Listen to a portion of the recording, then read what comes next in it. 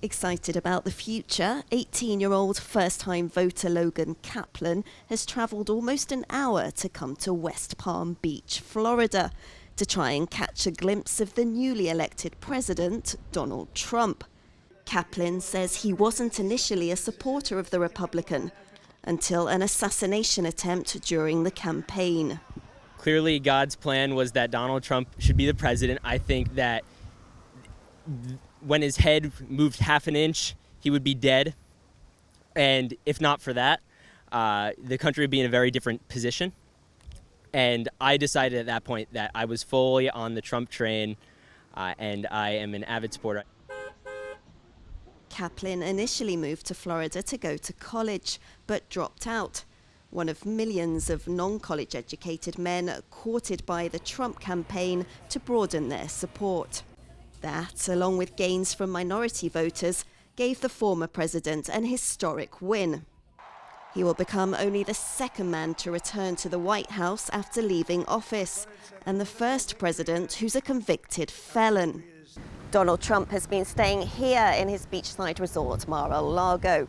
His campaign says that he's received a congratulatory call from Kamala Harris and that both agreed on the importance of unifying the country. That's something that's going to be difficult after this turbulent election campaign.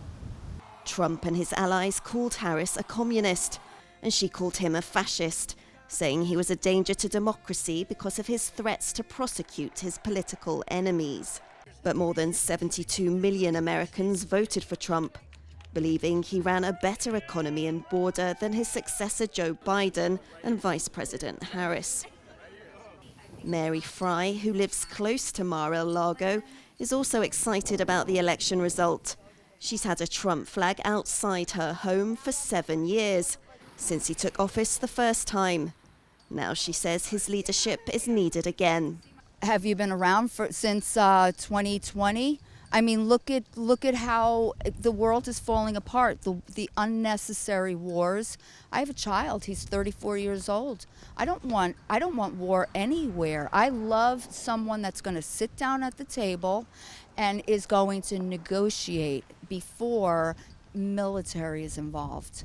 That hope and optimism is in short supply among Harris supporters, who are still shocked, like many across the world, that Trump defied assassination attempts, a criminal conviction, and other cases against him to make a stunning political comeback.